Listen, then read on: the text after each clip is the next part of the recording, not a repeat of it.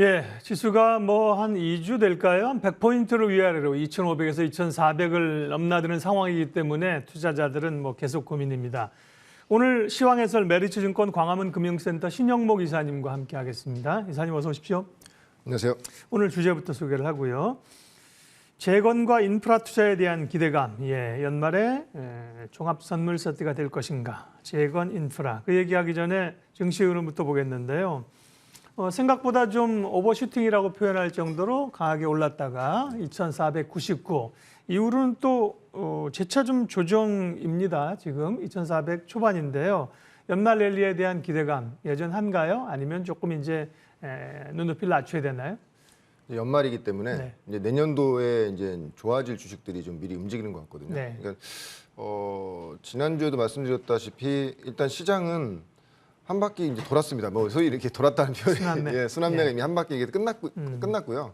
그러니까 일단 쇼커버링에 의한 어떤 뭐 그 대형주들도 바닥에서 많이 올라왔고 또 이제 외국인들 계속 들어오면서 시장이 이제 나쁘진 않았죠. 근데 이제 그동안의 대형주, 이제 중대형주, 이제 중소형주 쪽으로도 이제 계속 매수세가 확산되고 있기는 한데 근데 중요한 건 우리가 여기서 이제 고민해 봐야 될 것은 3분기 실적도 다들 나왔고 네. 근데 과연 지금 이 안도 랠리에서 반등이 나온 이 구간에서 더 가기 위한 에너지가 어떤 동력이 있어야 되는데 지금 그런 동력이 없다는 거죠. 왜냐면은 실적이 안 좋은 건 다 알기 때문에 그런 것까지는 시장이 감안한다고 했을 때 해도 또 내년까지 봐도 실적이 좋아질 수 있는 그런 섹터라든지 종목들이 많지는 않기 때문에 그런 내년도 그림을 보고 지금 연말이기 때문에 내년도 그림을 보고 지금 우리가 이제 어떤 베팅을 해야 되는데 지금 그런 게 이제 모자르다 보니까 이제 뭔가 딱 걸려 있는 그런 느낌이거든요. 지금 딱 지수단에서 뭐 딱 걸려 있는 느낌이고 여기서 뭔가 좀 증시가 좀 더 좀 그 단단한 매수세로 좀 탄력적으로 가기 위해서는 뭐가 필요할까요? 예, 일단 가장 중요한 건 이 실적인데 사실 내년도까지는 이 침체 영향으로 인해서 주요 종목들이 실적이 뭐 좋지 않을 거라고 예상되고 또 있고요. 통상 4분기 실적 같은 경우는 뭐 여러 이슈들로 인해서 별로 이제 레벨도 낮고 기대감도 낮잖아요. 맞습니다. 또 비용을 또 이게 처리하는 네. 그런 부분도 많기 때문에 예. 그러다 보니까 지수가 다 닫혀 있다는 것이죠. 예. 그런 상태고 그런 상태로 된다고 하면 지금의 이제 투자 아이디어는 뭐냐면은 사실은 이번 달에 어떤 지수가 급반등 나오는 구간에서 그 전 단위를 보면은 올해도 좋고 내년에도 좋아지는 종목들이 그래도 시장에서 꿋꿋하게 버텨나가는 종목들이 있었는데 사실 이번 달에 어떤 반등에서 그런 종목들은 같이 랠리를 하지 못했거든요. 많이 올라왔기 때문에 잘 버텼기 때문에 이제 내년도 그림을 보면서 어떻게 됐건가 내년도에도 결론적으로는 어려운 시장에서 돈을 버는 기업들에 대한 어떤 시장에 좀 더 집중적인 매수세가 붙을 수 있기 때문에 그런 쪽의 어떤 섹터나 어떤 그 산업을 봐야 된다. 그래서 한 가지 뭐 근데 우리가 이제 작년을 봤을 때요.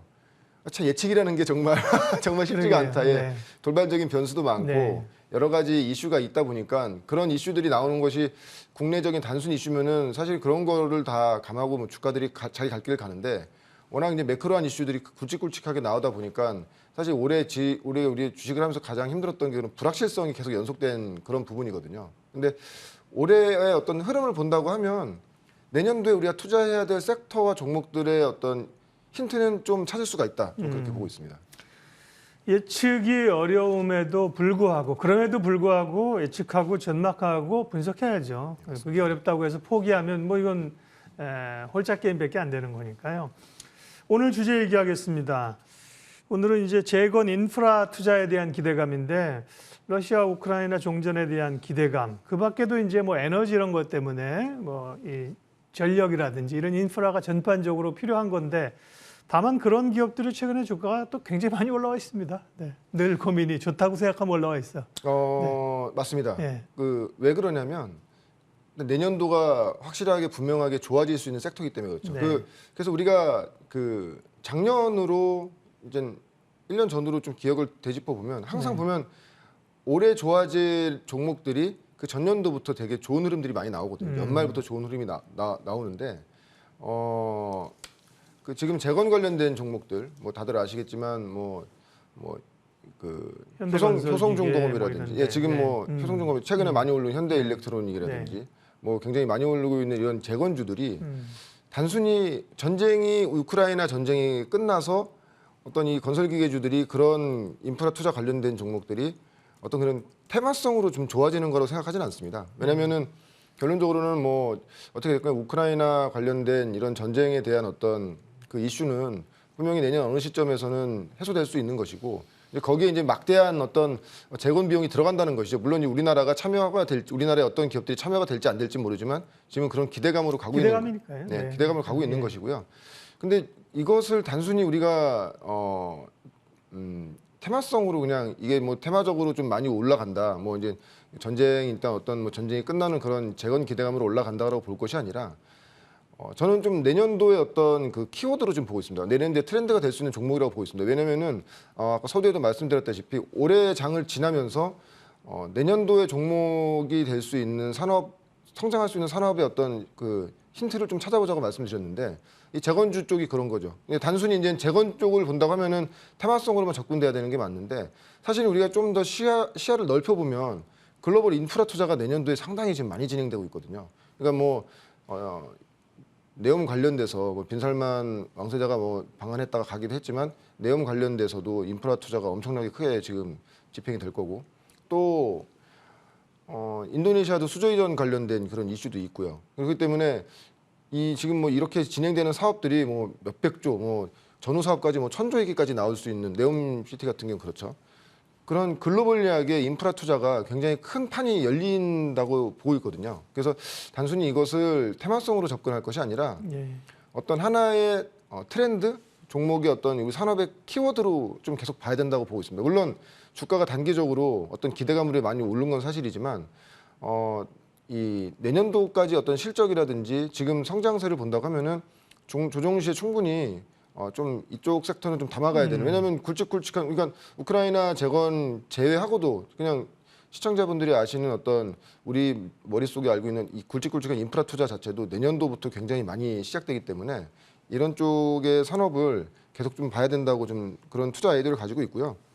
그리고 이제 거기에서 뭐 그래서 지금 뭐 많이 올라가는 종목들도 거기에 다 실질적인 직수해주가 맞습니다. 지금 네. 움직이는 것들이 어떤 뭐 테마성을 가지고 뭐 네옴시티 관련된 인도네시아 뭐 수도이전 관련된 테마성으로 움직이는 게 아니라 그 테마성으로 움직이는 종목들은 지금 이제 오히려 이제 시세가 다 끝나고 이제 좀 조정받고 있죠.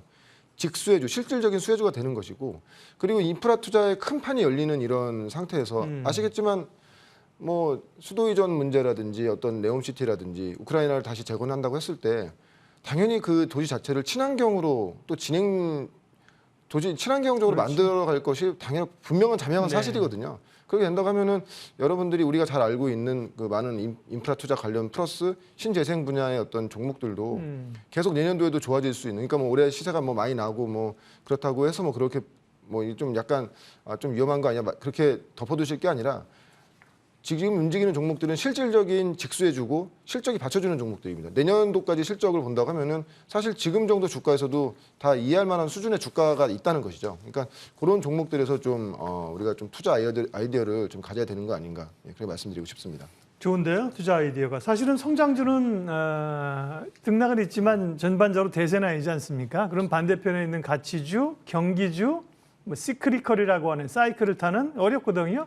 근데 이런 그 사이에 있는 말씀하신 건설, 인프라, 방산, 원전 이런 쪽에 상당히 그 모멘텀이 아닌 실적으로 기대감으로 오거든요. 재건이나 인프라 쪽인데요. 그쪽은 이제 그 테마만 보면 아까 말씀하신 뭐 현대 일렉트릭이나 현대 건설기가나 굉장히 단기적으로 많이 올랐어요. 근데 이제 포커스를 친환경으로 맞춰가지고 오늘 기업을 말씀을 해주실 건데요. 주목할 기업은 어떤 겁니까? 역시 포커싱이 된다고 하면 대장주로 가야죠. 네. 하나솔루션 태양광. 예, 맞습니다. 예. 일단은 기본적으로 지금 보면은 글로벌 신재생에너지에 관련된 어떤 직접적인 투자가 실질적으로 이어지고 있습니다. 그러니까 그 동안에는 뭐 어디서 막 무슨 뭐 몇 조를 투자한다, 몇 천억 투자한다 이런 말만 지금 굉장히 많았는데 이제 실질적인 어떤 투자가 집행이 된다는 것이죠. 그 대표적인 예가 CS-윈드가 한 4조 정도의 계약건을 받았지 않습니까? 그러니까 이런 식으로 풍력뿐만이 아니라 풍력이 필요한 나라는 이제 풍력 산업을 더 강화하는 것이고요. 태양광을 키워야 되는 나라는 태양광을 더 강화해야 되는 것인데 중요한 것은 이런 글로벌리한 인프라 투자에서 이런 신재생 에너지가 빠지지 않는다는 것이죠. 그러니까 거기에서 그렇게 되면은 글로벌에서 상위에 들어가 있는 우리나라에서 1위가 되는 그런 업종들을 우리가 관심 있게 봐야 된다. 그래서 CS 윈드도 풍력의 대장주로서 최근에 어떤 큰 수주가 나오면서 주가 되게 좋았고요. 태양광으로 한다면 이제 하나솔루션이죠. 일단 기본적으로 말씀드리면 하나솔루션은 미국 내에서 셀이나 모듈에서 이미 2위를 하고 있고요. 아마 이제 보조금 지급까지도 이제 내년부터는 받을 수 있는 그런 상태고, 특히나 폴리실리콘도 지금 수직 계열을 했기 때문에 폴리실리콘 증설도 끝난 상태이기 때문에 내년도에는 그거에 따른 어떤 수직 계열에 따른 어떤 수익도 더 좋아지는 그런 흐름으로 가고 있습니다. 그래서 기본적으로 미국 시장에서의 어떤 선전이 지속적으로 지금 보시면 이제 이 화면은 미국의 1위 업체 퍼스트 솔라와 이제 큐셀 하나솔루션의 어떤 그 비교표인데요. 지금 이제 퍼스트 솔라 같은 경우에는 지금 증설을 지금 예비를 했죠. 저기 보면은 갈색으로 26년도에 이제 그 증설을 더 예비한 상태고, 아마 하나솔루션도 증설을 할 거라고 예상하고 있습니다. 왜냐하면 선도업체가 저 정도의 증설을 지금 계획을 한 상태이기 때문에 하나솔루션 역시도 증설할 수 있다고 생각하고 있고요. 그렇게 되면 어떻게 됐건 간에 미국의 IRA 관련돼서 사실은 태양광이 가장 큰 수혜 섹터가 맞거든요. 근데 그렇게 된다고 하면 하나솔루션은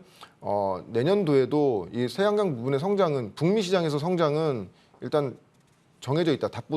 정해져 있는 그 수순으로 간다고 볼 수 있고, 이제 이 이후의 흐름에서는 우리가 좀 주목해 볼 것은 글로벌 인프라 투자. 서두에도 말씀드렸다시피 뭐 네옴시티뿐만이 아니라 인도네시아 수도 이전 관련된, 그리고 이제 우크라이나 재건에 대한 이런 얘기들, 도대체 얼마나 거기에 들어갈지, 얼마나 투입될지는 알 수는 없지만 그런 새로운 인프라 투자가 되는 곳에서 이제 신재생 산업에 대한 어떤 투자도 같이 이어질 수밖에 없다. 특히 네옴시티 같은 경우에는 완전 친환경으로 도시를, 그 큰 도시를 만들겠다고 하는데, 거기에 되면 태양광뿐만 아니라 수소 에너지부터 해가지고 여러 가지 이런 신재생 에너지들이 다양하게 들어가겠죠. 그렇게 된다고 하면은 글로벌하게 경쟁력 있는 이런 하나솔루션 같은 회사를, 올해 실적이 좋았기 때문에 많이 올랐지만 내년도에도 보면 내년도에도 한 20%에서 30% 정도, 올해 한 1조 정도 영업이익이 나오는데, 시가총액 1조 2천억 정도.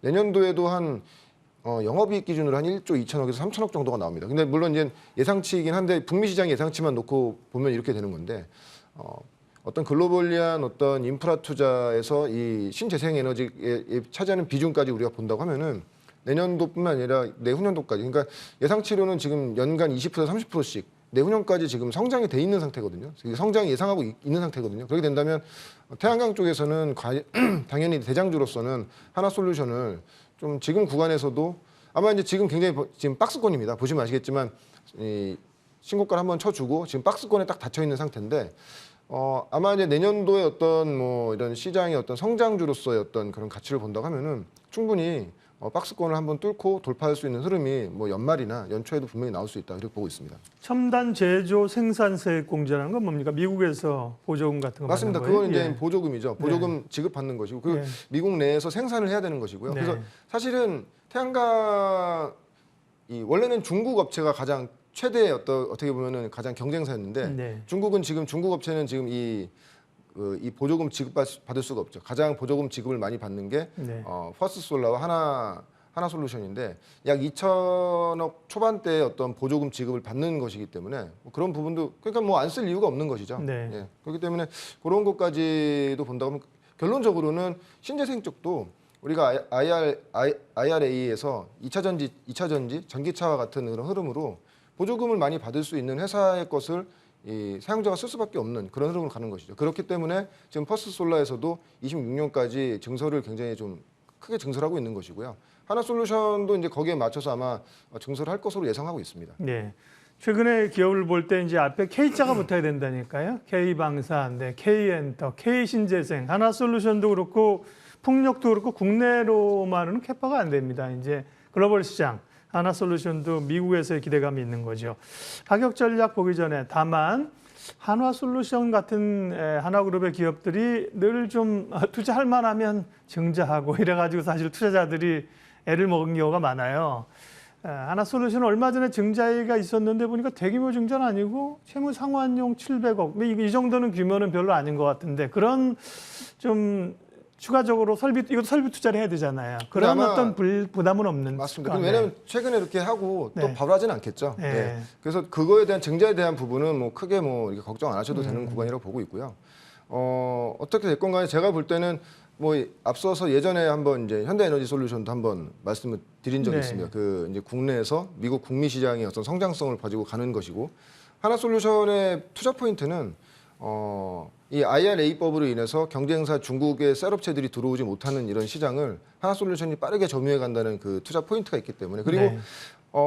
증자에 대해서는 너무 큰 부담 안 가지셔도 됩니다. 우리가 과거에도 2차 전지 종목들 보시면 아시겠지만 증설을 위한 증자를 할 때 주가가 시장에서 그것을 악재로 받아들이지 않고 오히려 이제 시장의 점유율을 높여가는 호재로 봤던 그런 사례가 많기 때문에 그거에 대한 기대보다는 어떤 태양광 산업, 글로벌 인프라 투자의 어떤 이런 신재생인의 에너지의 투자까지 우리가 본다고 하면은 예. 대장주로서 하나솔루션을 좀 올해부터는 좀 계속 좀 봐야 되는 그런 종목으로 보고 특별히 있습니다. 하나그룹, 하나솔루션 이런 데는 좀 증자의 유증의 아픔이 있는 기업이라 여쭤본 거고요. 가격 전략 좀 말씀해 주세요. 현재가는 51,700원인데요. 네, 일단 목표가는 한 7만 원 정도로 보시면 될 것 같고요. 네. 손절가는 46,000원 정도 잡고 좀 중장기적으로 보시면 상당히 좋은 흐름 나올 것으로 예상하고 있습니다. 예, 오늘의 시황 해설 시장 방향성과 함께 주목할 쪽 재건 인프라인데 친환경, 태양광, 한화솔루션 주목해 봤습니다. 신영목 이사님 함께했습니다. 고맙습니다.